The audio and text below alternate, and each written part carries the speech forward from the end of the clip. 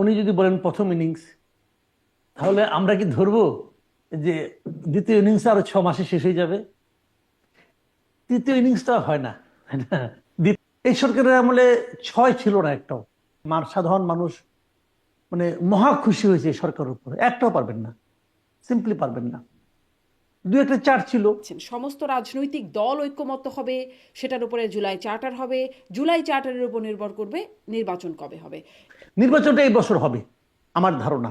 গয়েশ্বর চন্দ্র রায় উনি একটা বক্তৃতায় বলেছেন যে তারা কি একটা প্রস্তাব, সংস্কার প্রস্তাব করছে, এক একটা 200 পৃষ্ঠা 300 পৃষ্ঠা, এগুলি বসে বসে কে পড়বে? মানে অতীতের অভিজ্ঞতা যেটা বলে যে এই ধরনের অনেক ভালো ভালো সুপারিশ আসছে, সংস্কার প্রস্তাবনা আসছে, সেগুলো তারা বলেছে কিন্তু মানেনি। প্রতি বছর মানে নির্বাচনের আগে রাজনৈতিক দলগুলো নিজেরা আবার ইশতেহার দেয়, প্রতিশ্রুতি দেয়, সেগুলোও তারা মানে না। তো তারা তো না মানার ইতিহাস, আমাদের সংস্কৃতি, আমাদের অভিজ্ঞতা তাই বলছে। এত সময় ক্ষেপণ করে, অর্থ খরচ করে, এত পড়াশোনা, 1500 পৃষ্ঠার পড়াশোনা করে তারপর কি হবে? ফলাফলটা কি হবে?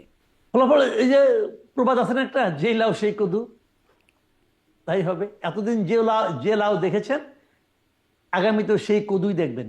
আগে যে বিএনপির নেতৃত্ব দেখেছেন, এই নেতৃত্বই আছে। আগে যা করেছে এখনো তাই করবে। আমি তো এই দলটাকে নিয়ে খুব আশাবাদী ছিলাম যে ছাত্ররা আন্দোলন করেছে, তারা একটা দল করবে।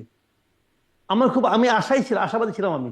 কিন্তু এই দলটার মেরুদণ্ড, এই দলটার নৈতিক মেরুদণ্ড এই সরকার ভেঙে দিয়েছে একদম। আপনি মাঠ প্রশাসনে যে কোনো জায়গায় যান, ডিসি, ইউএনও জিজ্ঞাসা করে দেখেন, থানা, ওসি জিজ্ঞাসা করে দেখেন, সব জায়গায় এই স্টুডেন্টরা যে কিন্তু হাত গোলাচ্ছে। কে কি দিল, কে পানি দিল, কে লাঠি দিল, জিআই পাইপ দিল, এই নিয়ে নানান রকম কৃতিত্ব দাবি করা হচ্ছে। সবগুলি মিলে সবচেয়ে বড় সংগঠন যেটা ছাত্র দল, তাদেরকে আলাদা করার চেষ্টা করছে। তারা ভাবছে আগে ওদেরকে সরাই, বড়টাকে সরাই। ছাত্রদল যদি চলবে না এটা বলতেছে কারা? বৈষম্যবিরোধী ছাত্র আন্দোলন। যখন তারা বলতেছে, তখন আবার মধুর ক্যান্টিনে বসে 2 দিন আগে তাদের নতুন ছাত্র সংগঠন গঠনের ঘোষণা দিচ্ছে। তো এটা কি মিললো ভাই? ওই যে কৃষ্ণ করলে লীলা আর আমি করলে লুচ্চামি না? গলির কুকুর কিন্তু নিজের গলিতে বাঘ, আবার অন্য গলিতে গেলে সে কিন্তু তখন বিলাই হয়ে যায়।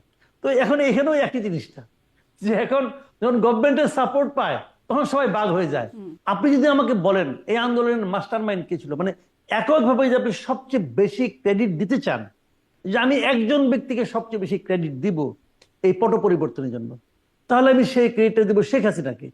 মূল ঘটনা হলো যে জনগণের ক্ষোভ ছিল। একজন প্রাইম মিনিস্টার বলতেছেন বিদ্যুৎ নিয়ে আলোচনা হচ্ছে, উনি বলতেছেন তাহলে বিদ্যুৎ বন্ধ করে দেয়, তখন বুঝবা কেমন লাগে। এখন প্রাইম মিনিস্টার বিদ্যুৎ বন্ধ করে দিবেন কোন এখতিয়ারে? এটা কি ওনার বাবার বিদ্যুৎ নাকি? ওনার টাকায় আসছে, আমার টাকায় আপনি করছেন, তার মধ্যে চুরি করছেন। বাংলাদেশ নিয়ে কাজ করছেন মোদি, কি কাজ করছেন বাংলাদেশ নিয়ে? যে বাংলাদেশের নির্বাচনের কি হবে না হবে সেটা নাকি ভারতের উপর নির্ভর করে।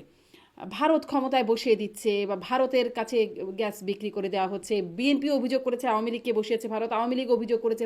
আসিফ মাহমুদ বলেছে যারা অন্যায় করেনি, কোনো অপরাধ করেনি, তারা নির্বাচন করতে পারবে, মাপছে। আমি অন্যায় করিনি, আমি মাপ চাবো কেন? আওয়ামী লীগকে কেবল নিশ্চিহ্ন, কি বলছে, নিষিদ্ধ নয়, নিশ্চিহ্ন করে দিবে। কিভাবে নিশ্চিহ্ন করবেন উনি? কিভাবে নিশ্চিহ্ন করবেন? ফু দিয়া নাকি ধাক্কা দিয়া?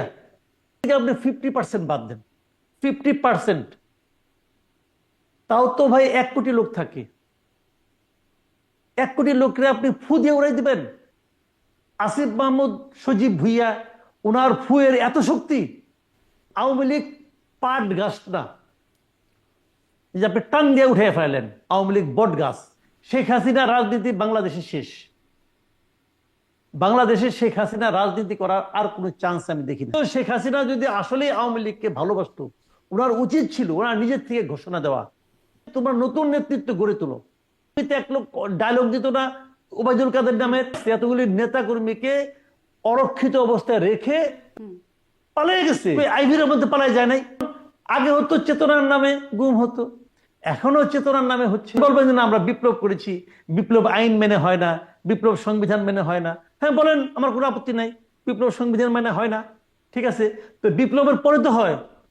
আপনি তো বিপ্লবের পরেও সংবিধান মানেন না। যে ডক্টর ইউনূস সরকার বাংলাদেশের আগামী নির্বাচন অনুষ্ঠানের যে দায়িত্ব পালনের নৈতিক অধিকার হারিয়েছেন। আপনি কি বিকল্প দেখেন, মানে ডক্টর ইউনূস সরকারের বিকল্প কি আবার নির্বাচনের আগে? নির্বাচনের সময়, নির্বাচনের 3 মাস আগে নতুন একটা তত্ত্বাবধায়ক সরকার আসবে,